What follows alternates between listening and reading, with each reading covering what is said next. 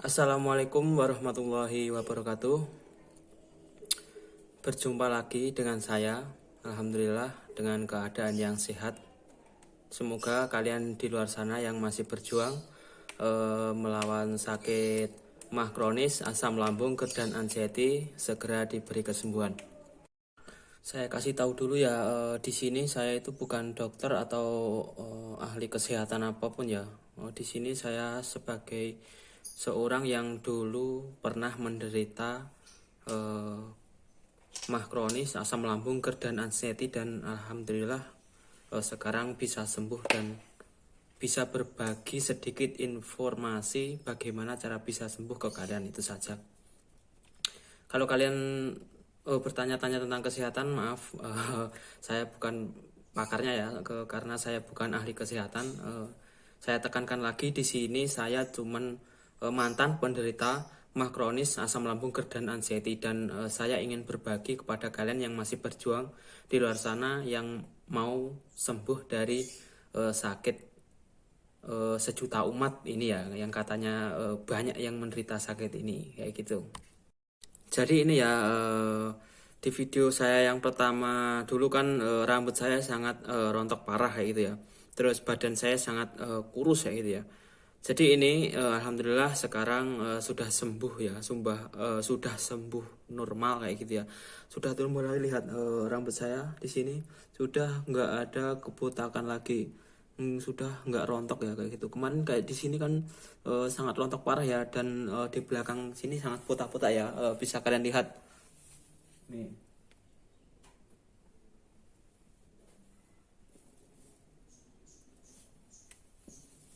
Jadi sudah sembuh, alhamdulillah.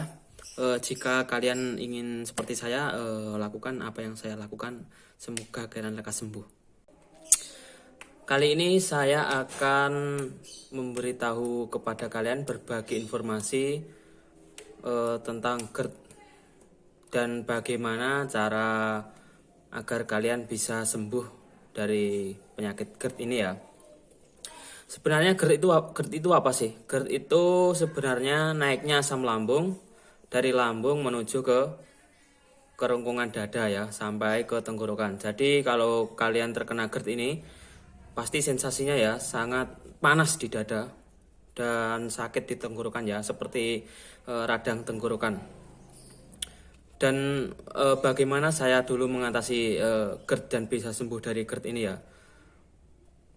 Intinya GERD ini kan naiknya asam lambung ya. Proses naiknya asam lambung dari lambung menuju ke kerongkongan dan tenggorokan. Bagaimana caranya agar cairan asam lambung ini tidak bisa naik ke dada dan tenggorokan? Caranya yaitu dengan mengunci si asam di lambung ini ya, mengunci biar tetap berada di lambung itu sendiri. Jangan sampai naik ke kerongkongan dan tenggorokan. Bagaimana caranya? Caranya yaitu dengan memperkuat otot esofagus. Jadi kalau otot esofagus kalian itu kencang ya, rapat gitu ya, itu asam lambung tidak bisa naik. Adanya asam lambung itu naik itu karena otot esofagus kalian itu kendur ya, kendur, tidak rapat, tidak elastis lagi kayak gitu. Kenapa kok tidak elastis? Itu karena asam lambung kalian itu sangat tinggi dan mengenai otot esofagus itu, dan otot esofagus itu lama-lama akan luka kayak gitu. Jadi tidak bisa menutup dengan rapat, renggang kayak gitu. Caranya bagaimana agar si otot esofagus itu bisa menutup lagi agar rapat ya?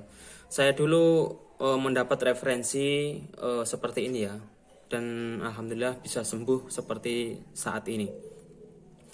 Cara memperkuat otot esofagus yang pertama adalah dengan cara latihan pernafasan,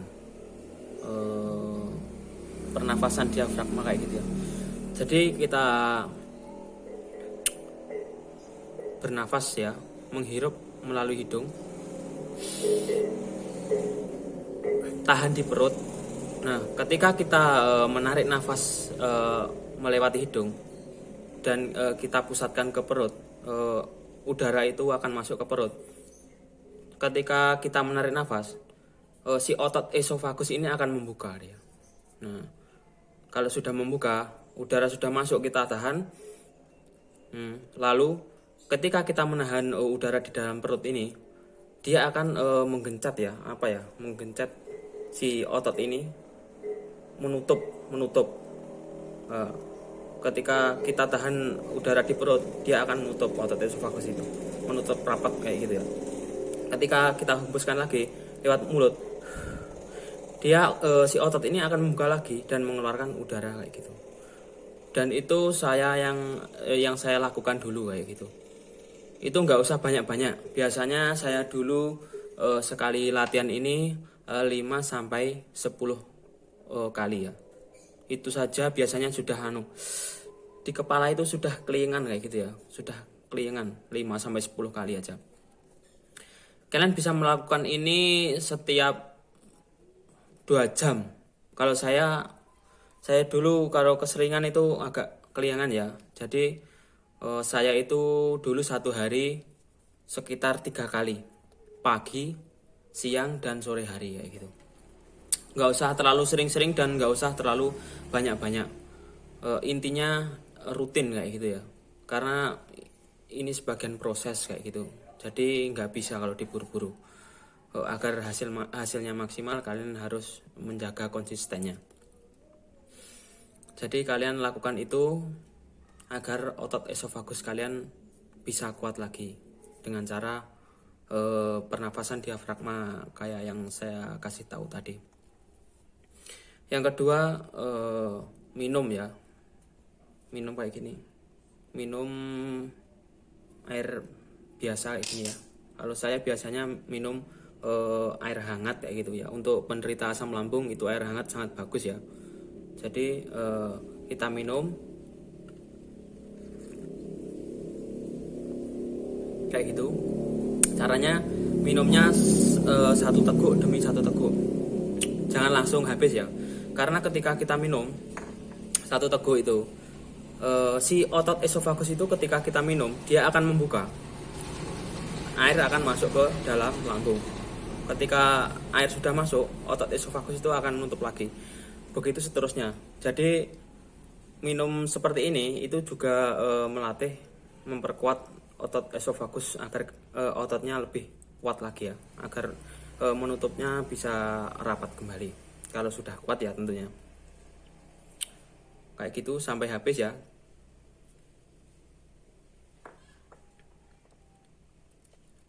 Dan itu yang saya lakukan dulu untuk memperkuat otot esofagus ini. Kalau kalian masih terkena ya, mungkin serangan panik ya, ketika asam lambung kalian tinggi, entah itu di pekerjaan kalian atau kalian waktu bekerja kayak gitu ya, waktu di rumah, waktu mungkin dimanapun kalian berada, kalian harus mempersiapkan ya, atau harus selalu ready itu air hangat kayak gitu. Bisa kalian kasih di termos atau di apa, entah itu apa namanya di rumah kalian. Kalian harus ready ya air hangat itu. Karena pertolongan pertama sakit asam lambung ya, yang saya tahu itu memakai air hangat ya, untuk menetralisir asam di lambung kita. Jadi air hangat ini sangat bagus untuk menetralisir asam lambung di lambung kalian ya. Caranya ya sama, minum seteguk demi seteguk, jangan langsung ya.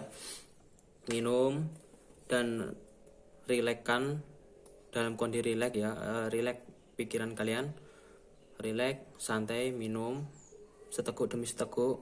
Dan kalian maaf, kalau saya dulu selain pakai air hangat yang selalu ready, saya juga ada dulu ya kayak minyak aromaterapi kayak gitu lah. Banyak kok di toko-toko atau di apotek, mungkin di toko-toko terdekat di kalian juga ada kayak gini ya.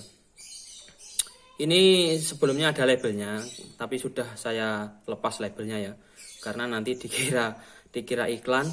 Jadi saya lepas mereknya ini sudah saya lepas, tapi kayak gini lah contohnya. Saya dulu sering kayak gini, pasti ready kayak gini. Saya ready ketika asam lambung saya naik, saya pasti ready kayak gini.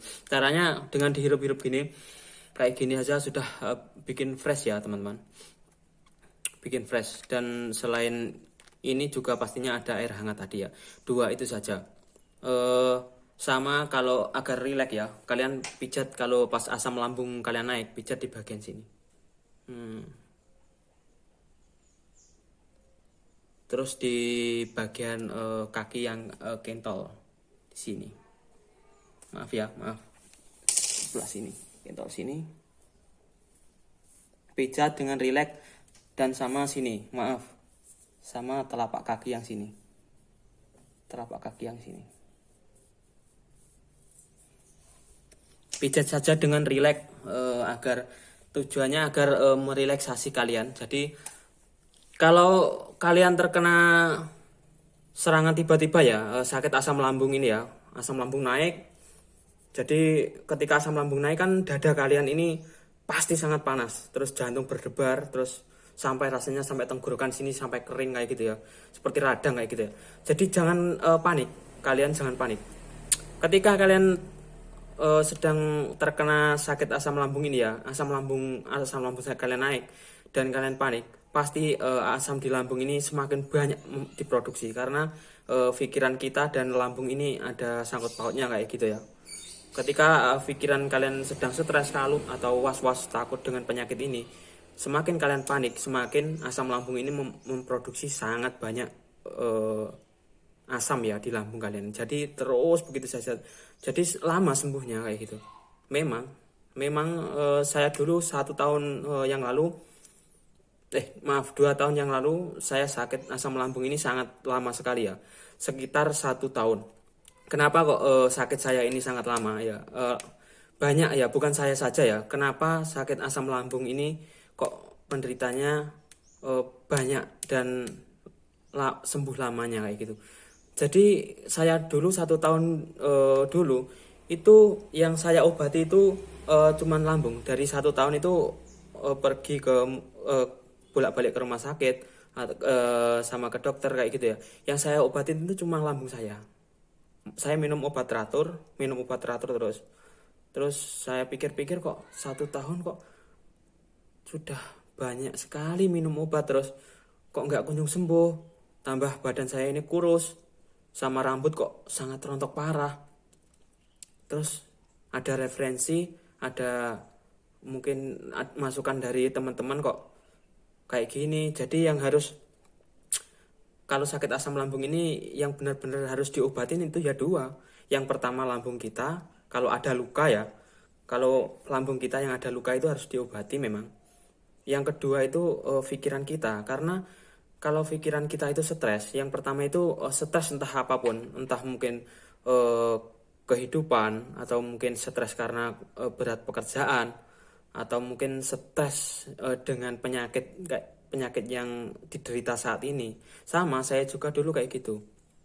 1 tahun saya berobat itu sebenarnya ini penyakit apa?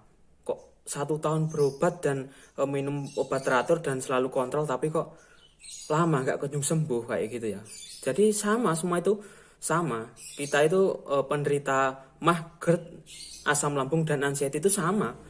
Jadi kalian kalau mungkin ada apa ya, ada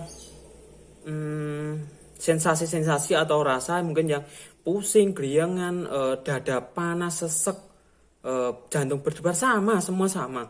Jadi kalian itu gimana ya? Kalian itu jangan menganggap apa ya, terlalu gimana ya, terlalu pikirin.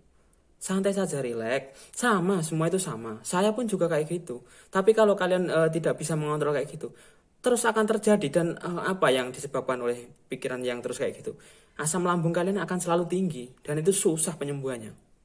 Meskipun kalian teratur minum obat, itu susah. Karena yang harus diobati sakit asam lambung ini dua, yaitu yang pertama dari pengobatan ya, dari obat. Yang kedua mungkin dari pikiran kalian kayak gitu. Oke, dan untuk kalian yang masih muda kayak gitu ya, seperti saya dulu yang sebelum sakit ini ya, kalian dengan pengalaman saya yang terkena sakit dulu, kalian itu meskipun masih muda dan alhamdulillah tetap sehat ya sampai saat ini, kalian itu harus tetap jaga makanan kalian itu, makan yang teratur, jangan sampai telat ya gitu. Karena sekali terkena penyakit ini, gimana ya, kita itu rugi banyak, rugi uang, rugi waktu, rugi pikiran, dan rugi segalanya pokoknya. Jadi saya ingatkan lagi untuk kalian yang sampai saat ini alhamdulillah masih diberi kesehatan, tetap jaga kesehatan kalian, karena itu benar kata-kata orang-orang, yaitu sangat mahal sekali kesehatan kalian ya. Yang kedua, tetap jaga pola istirahat kalian, ini sangat penting sekali. Karena kenapa kok dianjurkan tidur 7 sampai 8 jam setiap hari? Karena ketika organ di dalam tubuh kita itu ada yang rusak, ada yang luka mungkin ya, itu mereka bisa memperbaiki dirinya sendiri sekitar 4 hari sekali, dan itu harus dalam kondisi yang tidur pulas kayak gitu ya.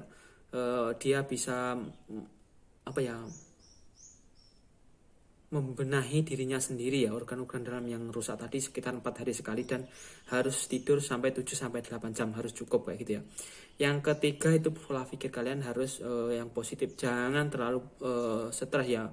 Tidak bisa dipungkiri dengan keadaan yang sekarang, mungkin ada bermasalah dengan kehidupan, dengan pekerjaan, atau mungkin apapun itu ya, ya ya memang semuanya kayak gitu, tapi ya pintar-pintar kita untuk mengatasinya ya. Kalau kita sudah terkena kayak gitu, terus kita tambah kena penyakit kan lebih parah lagi kayak gitu. Jadi 3 ini harus kalian terapkan agar hidup kalian lebih sehat lagi. Jadi mungkin kalian yang ingin bertanya-tanya tentang bagaimana, atau mungkin ada yang kurang jelas, kalian bisa tanyakan ke saya. Semoga dengan pengalaman yang saya bagikan ke kalian ini, kalian segera bisa sembuh ya. Intinya tenang, terus makan yang teratur seperti video-video yang saya yang sebelumnya. Terus istirahat itu harus cukup ya, harus cukup. Terus pikiran kalian harus kalian jaga ya. Jika kalian ingin segera sembuh, ya itu tadi, kalian harus terapkan dan tidak boleh menawar, ya itu harus kalian lakukan. Jika kalian sudah bosan dengan sakit ini, ya kalian harus terapkan, emang kayak gitu. Dan jika ada yang mungkin kalian tanyakan atau kurang jelas, bisa kalian tanya, nggak apa-apa, lewat IG ya, Instagram saya ya, bisa lewat DM kayak gitu ya, ini Instagramnya. Terima kasih, semoga